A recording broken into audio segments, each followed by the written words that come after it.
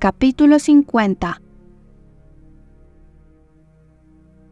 Después de la apropiada resistencia por parte de la señora Ferrars, una resistencia bastante enérgica y firme, para salvarla del reproche en el que siempre parecía temerosa de incurrir, al de ser demasiado amable, Edward fue admitido en su presencia y elevado otra vez a la categoría de hijo. En el último tiempo su familia había sido extremadamente fluctuante. Durante muchos años de su vida había tenido 2 hijos, pero el crimen y aniquilamiento de Edward unas semanas atrás lo habían privado del uno. El similar aniquilamiento de Robert te había dejado durante 15 días sin ninguno. Y ahora, con la resurrección de Edward, otra vez tenía uno. Edward, sin embargo, a pesar de que nuevamente se le permitía vivir, no sintió segura la continuación de su existencia hasta haber revelado su actual compromiso, pues temía que el hacer pública la circunstancia daría un nuevo giro a su estado y lo llevaría a la tumba con la misma velocidad que antes. Lo reveló entonces con recelosa cautela y fue escuchado con inesperada placidez. Al comienzo la señora Ferrars intentó razonar con él para disuadirlo de casarse con la señorita Dashwood, recurriendo a todos los argumentos a su alcance.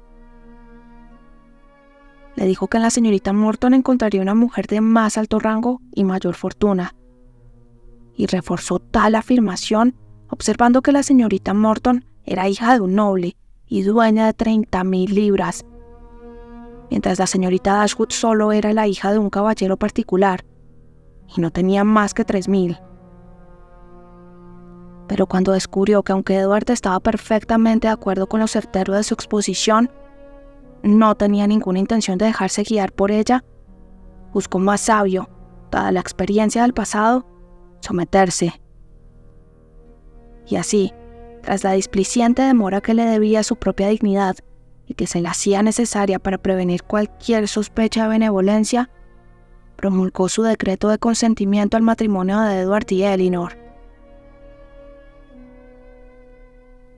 A continuación fue necesario considerar qué debía hacer para mejorar sus rentas. Y aquí se vio claramente que aunque Edward era ahora su único hijo, de ninguna manera era el primogénito. Pues aunque Robert recibía infaliblemente 1,000 libras al año, no se hizo la menor objeción a que Edward se ordenara por 250 como máximo.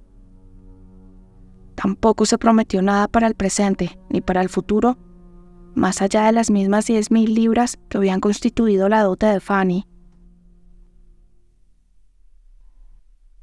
Eso, sin embargo, era lo que Edward y Elinor deseaba, y mucho más de lo que esperaban. Y la señora Ferrars, con sus evasivas excusas, parecía la única persona sorprendida de no dar más. Así, habiéndoles asegurado un ingreso suficiente para cubrir sus necesidades, después de que Edward tomó posesión del beneficio, no les quedaba nada más por esperar sino que estuviera lista la casa, a la cual el coronel Brandon le estaba haciendo importantes mejoras en su ansiedad por acomodar a Elinor. Y tras esperar algún tiempo que las completaran, tras experimentar, como es lo habitual, las 1,000 desilusiones y retrasos de la inexplicable lentitud de los trabajadores, Elinor, como siempre, quebrantó la firme decisión inicial de no casarse hasta que no estuviera todo listo, y la ceremonia tuvo lugar en la iglesia de Barton a comienzos de otoño. Pasaron el primer mes después de su matrimonio en la casa solariega, desde donde podían supervisar los progresos en la rectoría y dirigir las cosas tal como las querían en el lugar mismo. Podían elegir el empapelado, planificar dónde plantar grupos de arbustos y diseñar un recorrido hasta la casa. Las profecías de la señora Jennings, aunque algo embarulladas, se cumplieron en su mayor parte. Pudo visitar a Edward y a su esposa en la parroquia para el día de San Miguel, y encontró en Elinor y su esposo, tal como lo pensaba, una de las parejas más felices del mundo. De hecho, Ni a Edward ni a Elinor les quedaba deseos por cumplir, salvo el matrimonio del coronel Brandon y Marianne y pastos algo mejores para sus vacas. Recibieron la visita de casi todos sus parientes y amigos en cuanto se instalaron. La señora Ferrars acudió a inspeccionar la felicidad que casi la avergonzaba haber autorizado, y hasta los Dashwood incurrieron en el gasto de un viaje hasta Sussex para hacerles los honores. No diré que estoy desilusionado, mi querida hermana, dijo John, mientras paseaban juntos una mañana ante las rejas de la casa de Delaford. Eso sería exagerar, puesto que tal como son las cosas, en verdad has resultado una de las mujeres más afortunadas del mundo. Pero confieso que me daría gran placer poder llamar hermano al coronel Brandon. Sus bienes en este lugar, su propiedad, su casa, todo tan admirable, tan en magníficas condiciones. Y sus bosques. En ninguna parte de Dorsetshire he visto madera de tal calidad como la guardada ahora en los cobertizos de Delaford. Y aunque quizá María no sea exactamente la persona capaz de atraerlo, pienso que sería en general aconsejable que la invitaras muy seguido a quedarse contigo, pues como el coronel Brandon parece pasar mucho tiempo en casa, imposible decir lo que podría ocurrir. Cuando dos personas están mucho juntas y no ven mucho a nadie más, y siempre estará en tus manos hacer resaltar su mejor lado, y todo eso. En fin, bien puedes ofrecerle una oportunidad. ¿Tú me entiendes? Pero aunque la señora Ferrars sí vino a verlos y siempre los trató con un fingido afecto decoroso, nunca recibieron el insulto de su verdadero favor y preferencias. Eso se lo habían ganado la insensatez de Robert y la astucia de su esposa. Y lo habían conseguido antes de que hubieran transcurrido muchos meses. La egoísta sagacidad de Lucy, que al comienzo había arrastrado a Robert a tal embrollo, fue el principal instrumento para librarlo de él. Pues apenas encontró la más pequeña oportunidad de ejercitarlas, su respetuosa humildad, sus asiduas atenciones e interminables alamerías reconciliaron a la señora Ferrars con la elección de su hijo y la reinstalaron completamente en su favor. Todo el proceder de Lucy en este asunto y la prosperidad en que se vio coronado pueden así exhibirse como un muy estimulante ejemplo de lo que una intensa, incesante atención a los propios intereses, más obstáculos que parezca tener el camino hacia ellos, podrá hacer para lograr todas las ventajas de la fortuna, sin sacrificar otra cosa que tiempo y conciencia. La primera vez que Robert buscó verla y la visitó en Bartlett's Buildings, su única intención era la que su hermano le atribuyó. Solo quería convencerla a desistir del compromiso. Y como el único obstáculo que imaginaba posible era el afecto de ambos, lógicamente esperaba que una o dos entrevistas bastarían para resolver el asunto. En ese punto, sin embargo, y solo en ese, se equivocó. Pues aunque Lucy muy luego lo hizo confiar en que, a la larga, su elocuencia la convencería, siempre se necesitaba otra visita, otra conversación para lograr tal convencimiento. Al separarse siempre subsistían en la mente de ella algunas dudas que solo podían aclararse con otra conversación de media hora con él. De esta manera se aseguraba una nueva visita, y el resto siguió su curso natural. En vez de hablar de Edward, paulatinamente llegaron a hablar solo de Robert, un tema sobre el cual él siempre tenía más que decir que sobre el otro, y en el cual ella pronto mostró un interés que casi se equiparaba al de él. Y en pocas palabras, rápidamente fue evidente para ambos que él había suplantado por completo a su hermano. Estaba orgulloso de su conquista, orgulloso de jugarle una mala pasada a Edward, y muy orgulloso de casarse en privado sin el consentimiento de su madre. Ya se sabe lo que siguió de inmediato. Pasaron algunos meses muy felices en Dawlish, pues ella tenía muchos parientes y viejos conocidos con quienes deseaba cortar. y él dibujó muchos planos para magníficas casas de campo. Y cuando desde allí volvieron a la ciudad, tuvieron el perdón de la señora Ferrars con el sencillo expediente de pedírselo, camino adoptado a distancias de Lucy. En un principio, como es lógico, el perdón alcanzó únicamente a Robert. Y Lucy, que no tenía ninguna obligación con su suegra y por tanto no había transgredido nada, permaneció unas pocas semanas más sin ser perdonada. Pero la perseverancia en un comportamiento humilde, más mensajes donde asumía la culpa por la ofensa de Robert y gratitud por la dureza con que era tratada, le procuraron con el tiempo un altanero reconocimiento de su existencia que la abrumó por su condescendencia y que luego la condujo a pasos muy rápidos al más alto estado de afecto e influencia. Lucy se hizo tan necesaria a la señora Ferrars como Robert o Fanny. Y mientras Edward nunca fue perdonado de todo corazón por haber pretendido alguna vez casarse con ella, y se referían a Elinor, aunque superior a Lucy en fortuna y nacimiento, como una intrusa, ella siempre fue considerada y abiertamente reconocida como una hija favorita. Se instalaron en la ciudad, recibieron un muy generoso apoyo de la señora Ferrars, estaban en los mejores términos imaginables con los Dashwood, y dejando al lado los celos y mala voluntad que siguieron subsistiendo entre Fanny y Lucy, en los que por supuesto sus esposos tomaban parte, junto con los frecuentes desacuerdos domésticos entre los mismos Robert y Lucy, nada podría superar la armonía en que vivieron todos juntos.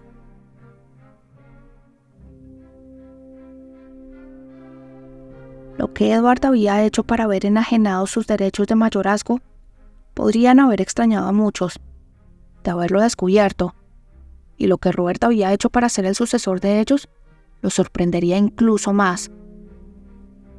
Fue, sin embargo, un arreglo justificado por sus consecuencias, sino por su causa, pues nunca hubo señal alguna en el estilo de vida de Robert, ni en sus palabras, que hiciera sospechar que lamentara la magnitud de su renta, ya sea por dejarle demasiado poco a su hermano o adjudicarle demasiado a él. Y si se pudiera juzgar a Edward por el pronto cumplimiento de sus deberes en cada cosa, por un cada vez mayor apego a su esposa y a su hogar, y por la constante alegría de su espíritu, se lo podría suponer no menos contento con su suerte que su hermano, ni menos libre de desear ningún cambio en ella.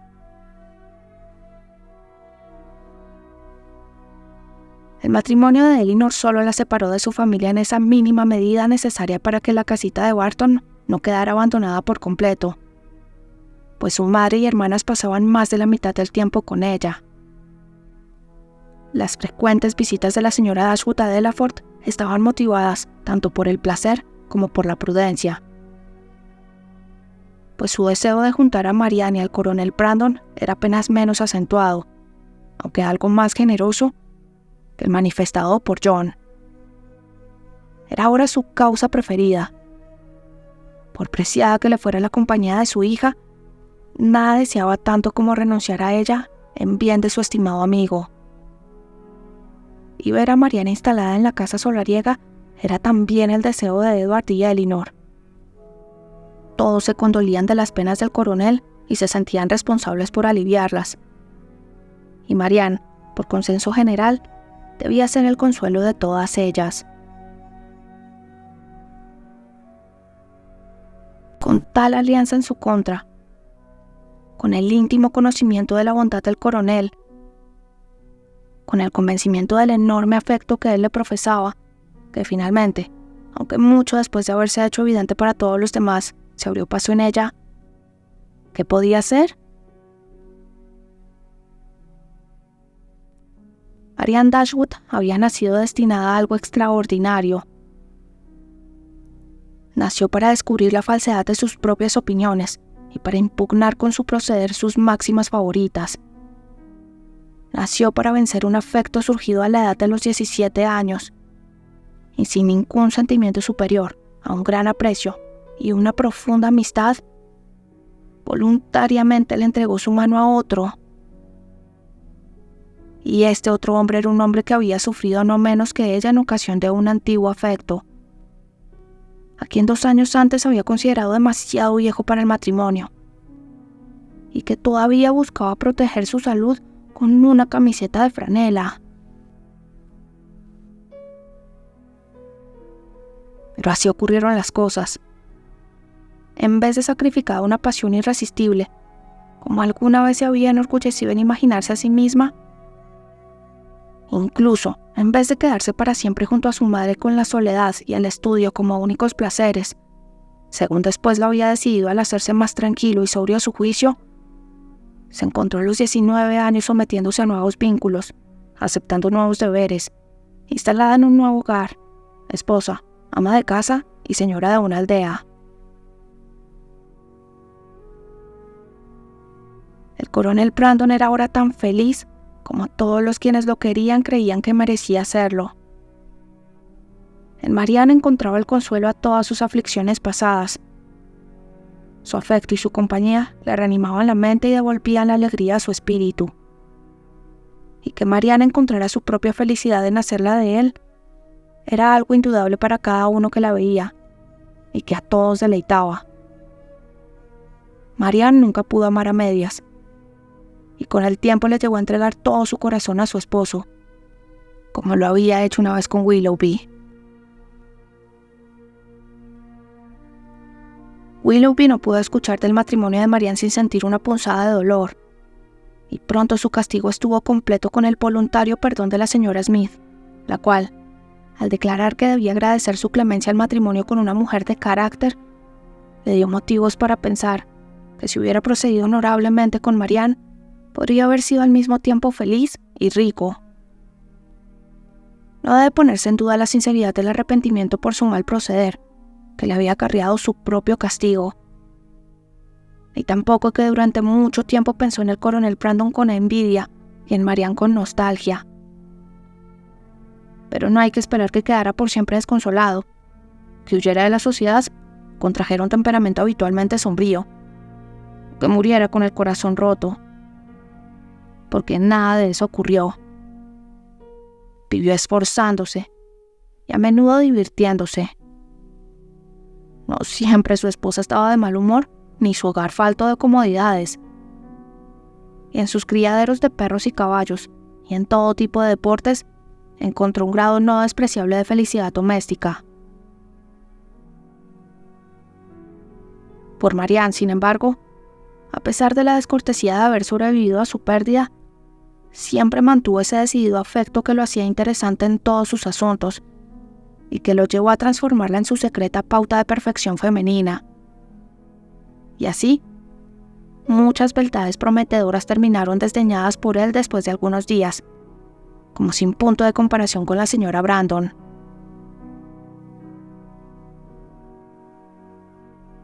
La señora Dashwood tuvo la suficiente prudencia de quedarse en la cabaña, sin intentar un traslado a Delaford. Y afortunadamente para Sir John y la señora Jennings, en el momento en que se vieron privados de Marianne, Margaret había llegado a una edad muy apropiada para bailar, y que ya podía permitirse le supusieran enamorados.